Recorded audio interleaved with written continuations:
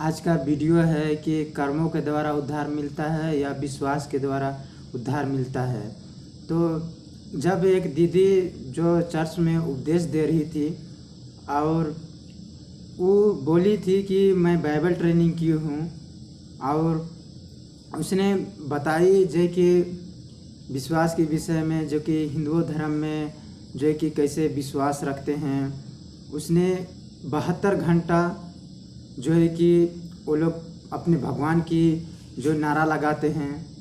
तो चर्च में बोली कि कितने लोग हिंदू धर्म से निकल के आए हैं, बोली हाथ उठा बोली। तो मैं भी हाथ उठाया क्योंकि मैं भी हिंदू धर्म में से निकल कर मसीह में आया हूँ।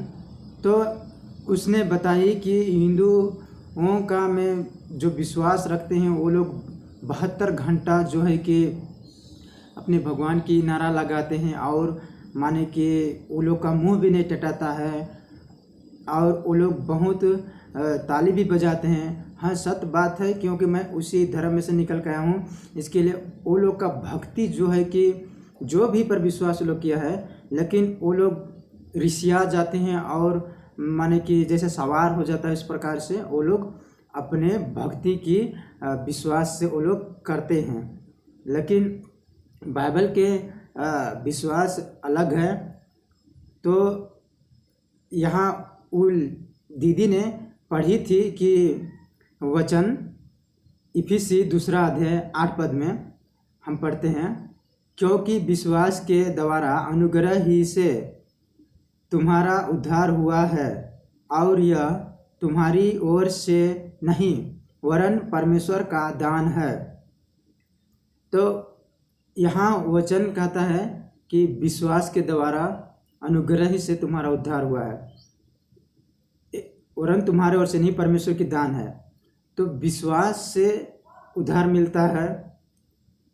और जब कोई सोचेगा कि प्रभु मैं पाप किया हूँ, कोई पाप से क्षमा मांगेगा और जो यीशु परमेश्वर को प्रभु परमेश्वर स्वीकार करेगा और उद्धारकर्ता स्वीकार करेगा और अपने जीवन समर्पण करेगा, इस बाइबल के वचन के अनुसार जब जीवन गुजारेगा तो प्रभु उनका उद्धार करेगा।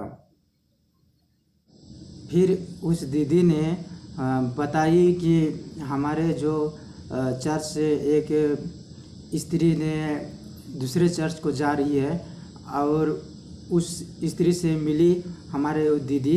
तो फिर पूछी कि इन चर्च में क्यों नहीं आ रहे हो, चर्च में क्यों जा रहे हैं। तो उस स्त्री ने बोली दीदी को कि हम सब अब माता परमेश्वर को मानते हैं और जो भी मदर मेरी को मानते हैं, इस प्रकार से उसने कही। तो उसने फिर यहाँ पे वचन पढ़ी थी। तो उससे पहले मैं बताना चाह रहा हूँ कि हाँ, जो लोग माता परमेश्वर को मानते हैं और या तो स्वर्ग के रानी या तो फिर ऐसे मानते हैं, तो वो बाइबल के आधार पे नहीं है, क्योंकि यीशु परमेश्वर की कोई माँ नहीं है, क्योंकि यीशु परमेश्वर है और आत्मा है और वो परमेश्वर अपने से बना है, उसको कोई नहीं बनाया है। तो उस दीदी ने फिर एक वचन पढ़ी थी यहोशू 4 अध्याय 6 पद में हम पर, मेरे ज्ञान के ना होने से मेरे प्रजा नाश हो गई। माने ये वचन को उस दीदी ने पढ़े कि ज्ञान ना होने के कारण मेरे प्रजा क्या हो गए, नाश हो गए, उसने बोली। तो यहाँ तो उन्होंने बता दिए कि ज्ञान ना होने के कारण मेरे प्रजा नाश हो जा रहे हैं। तो सही बात है कि ज्ञान ना होने के कारण भी है, और मेन बात है कि आप जो शिक्षा दे रहे हैं से क्या पवित्र आत्मा की अगुवाई से है या नहीं है, आपको स्वयं सवाल करना है, फैसला करना है। तो मेरी यही कहना है कि आज भी कितने लोग जो है कि कोई भी जाति या कोई भी धर्म से होंगे जो मूर्ति पूजा कर रहे हैं, जो भी अब धर्म मना रही हैं, जो भी त्यौहार मना रहे हैं, तो आप लोग सृष्टिकर्ता परमेश्वर की खोज करें और मैं यही कहूँगा, जो दीदी का मैं विश्वास को भी मैं ठेस नहीं पहुंचाना चाह रहा हूँ, ना दोष भी नहीं लगा रहा हूँ, क्योंकि जो परमेश्वर के वचन कहता है वो सत्य है। क्योंकि परमेश्वर के वचन भी कहता है कि दोष मत लगाओ तो तुम पर भी दोष नहीं लगाया जाएगा, क्योंकि जिस प्रकार तुम दोष लगाते हो उसी प्रकार तुम पर भी दोष लगाया जाएगा। जिस नाप से तुम नापते हो उसी नाप से तुम्हारे लिए भी नापा जाएगा। तो इन्होंने दूसरों की कमियां तो बता दी हैं, परंतु अपने जो उपदेश दे रहे हैं उनमें सोच के देना चाहिए। मुंह से क्या बोल रहे हैं उनको हम लोग को समझना चाहिए। तो फिर उसने बताइए कि हे प्रभु करने वाले केवल स्वर्ग के राज्य में प्रवेश नहीं करेंगे। माने कर्म भी करना जरूरी है। तो माने वचन तो वहाँ पे कुछ और बता रहा है, लेकिन प्रचार कुछ और कर रहे हैं। माने हे प्रभु करने वाले केवल स्वर्ग के राज्य में प्रवेश नहीं करेंगे। ये हे प्रभु करने वाले एक अलग विषय है, और प्रभु की इच्छा में चलना अलग विषय है, और जो है कि कर्मों काम करना और चलना वो अलग विषय है। प्रभु की इच्छा में चलना क्या होता है, जो कि प्रभु के वचन के अनुसार चलना, यीशु का आज्ञाओं को पालन करना। यीशु परमेश्वर जैसे कह दिया कि तुम सुन चुके हो कि कहा गया है कि बेविचार न करना, तो परमेश्वर सचेत किया है तो बेविचार नहीं करना है, खड़ा होना है और यीशु के वचन के अनुसार जीवन गुजरना है, तो होगा यीशु की इच्छा पर चलना। पढ़ी थी जैसे फिर एक वचन को पढ़ी थी, याकूब 2 अध्याय 20 पद में हम पढ़ते हैं, पर हे निकम्मे मनुष्य, क्या तू यह भी नहीं जानता कि कर्म बिना विश्वास व्यर्थ है।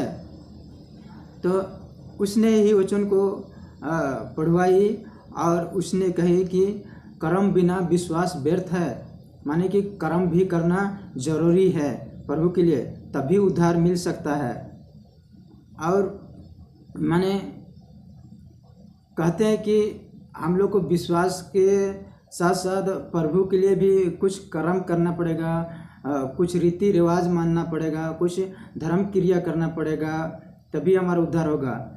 तो मैं बता देना चाहता हूँ कि ये गलत शिक्षा है, और जो आप लोग दूसरों को जो है कि बेवकूफ़ बना रहे हैं, आप लोग क्या परमेश्वर की पवित्र आत्मा जो है कि नहीं सुन रहा है, क्या यीशु का आँख नहीं देख पा रहा है हर धर्मी लोग को, हर विश्वासी लोग को।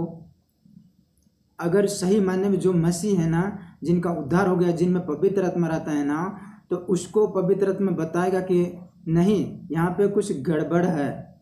जो कर्मों के द्वारा उद्धार मिलता है, जो शिक्षा देते हैं उनके आधार पर, एक वचन को उठा के यहाँ से वहाँ पढ़ने से जो है कि सही शिक्षा नहीं मिल पाएगा और अध्ययन भी नहीं जुट पाएगा। हाँ, मैं भी कई जगह पे वीडियो में भी मैं भी कई जगह पे गलती कर दिया हूँ, वचन को यहाँ से वहाँ पढ़ दिया हूँ, मैंने पाप किया हूँ, लेकिन मैं उन पापों से मैं क्षमा मांगा हूँ परमेश्वर से, और हरदम मांगते रहता हूँ मैं क्षमा। इसके लिए जो है कि गलती हो जाता है। फिर वो दीदी ने फिर दूसरा वचन को नहीं पढ़ी, जैसे इफिसी के 2 अध्याय से 8 पद में पढ़ी, फिर नीचे के आयत वचन को नहीं पढ़ी। वहाँ क्या लिखा है फिर हम पढ़ते हैं, और ना कर्मों के कारण ऐसा ना हो कि कोई घमंड करे। तो यहाँ परमेश्वर की वचन सत्य कहता है कि और ना कर्मों के कारण ऐसा ना हो कि कोई घमंड करे। कर्मों के द्वारा आपका उद्धार नहीं हुआ है, कर्मों के द्वारा परमेश्वर आपको उद्धार नहीं दिया है, आपका विश्वास के द्वारा उद्धार दिया है। आज बहुतों लोग कर्म कर रहे हैं तो क्या उनका उद्धार हो रहा है? नहीं। जिस दिन आपका उद्धार होता है ना, उसी दिन पवित्र आत्मा मिलता है, वो यीशु का आत्मा। जो उद्धार का मानने मतलब होता है कि आप लोग परमेश्वर के राज में प्रवेश कर चुके हैं, ये होता है उद्धार। लेकिन जो आप लोग दूसरों को गलत शिक्षा दे रहे हैं, दूसरों को बेवकूफ़ बना के, मूर्ख बना के जो है कि आप लोग चला रहे हैं, परमेश्वर की वचन कहता है कि तू अपने भाई की आँख की तिनका को क्यों देखते हो, जब तेरे ही आँखों में लट्ठा है तो हे कपटी, पहले अपने आँख में से लट्ठा निकाल ले, तब तू अपने भाई के भले भांति देख के निकाल सकेगा। तो मैं नहीं कह रहा हूँ कि आप लोग गलत शिक्षा दे रहे हैं या अति कर रहे हैं, लेकिन दूसरों को जो है कि बेवकूफ़ बनाते हैं, परमेश्वर क्या नहीं देख रहा है।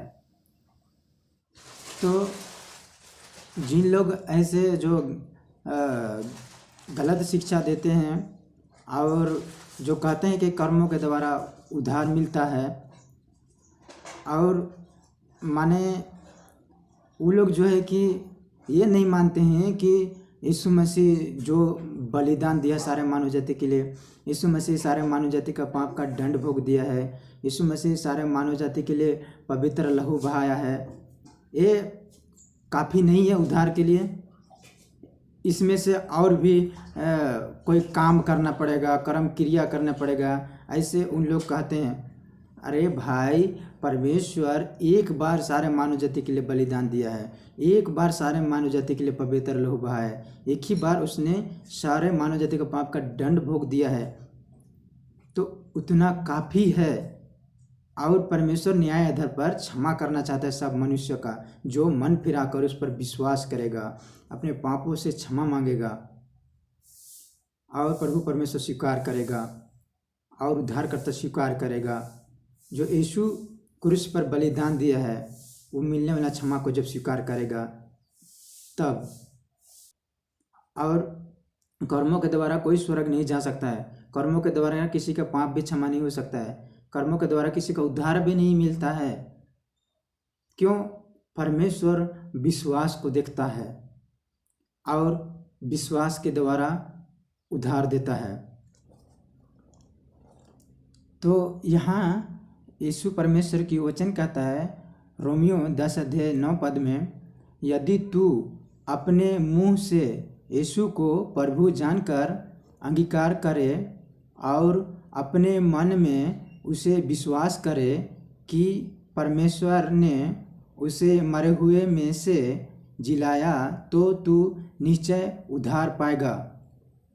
तो यहाँ भी परमेश्वर की वचन कह रहा है, जो अपने मुंह से अंगीकार करे कि यीशु मरे हुए में से जी उठा, पुनरुत्थान हुआ, हमारा पाप का दंड भोगा, बलिदान दिया, विश्वास करे यीशु पर, तो निश्चय वो उद्धार पाएगा। क्योंकि जो कोई प्रभु का नाम लेगा वह उद्धार पाएगा। पहला अध्याय 13 में, और उसमें तुम पर भी जब तूने सत्य का वचन सुना, जो तुम्हारा उद्धार का सुसमाचार है, और जिस पर तुमने विश्वास किया, प्रतिज्ञा किए हुए पवित्र आत्मा की छाप लगी। तो जिस दिन आप लोग वचन सुने, जिस दिन आप सुसमाचार सुने, विश्वास किए, यीशु परमेश्वर हमारा पाप का दंड भोग दिया, क्रूस पर बलिदान दिया, इस प्रकार से, और प्रतिज्ञा किए हुए पवित्र आत्मा की छाप लगी। माने जिस दिन आपका उद्धार होता है ना, उसी दिन एक पवित्र आत्मा यीशु मसीह छोड़ देता है, छाप लगा देता है, और वो बुराई और पापों से बचाते रहता है पवित्र आत्मा यीशु का। जो लोग यीशु को प्रभु परमेश्वर स्वीकार करेंगे, उद्धारकर्ता स्वीकार करेंगे, यीशु पर विश्वास करेंगे, वो लोग उद्धार पाएंगे। इस प्रकार बाइबल सिखाता है, कर्मों के द्वारा उद्धार परमेश्वर नहीं देता है। इसके लिए आप लोग को मैं ही कहना चाहूँगा लास्ट में, जो लोग झूठे शिक्षा देते हैं और परमेश्वर के वचन को जो है कि झूठे रीति से बताते हैं, वचन तो कुछ और कहता है परंतु सिखाते हैं कुछ और। तो इसके लिए आप लोग वचन को, आयत को पढ़िए और उसको समझिए और विचार कीजिए, क्या परमेश्वर इन वचन में क्या बोलता है। नहीं तो आप लोग भटक जाएंगे, जो कर्मों के द्वारा उद्धार मिलता है कहते हैं, उन लोगों की बातों को मानकर। इसके लिए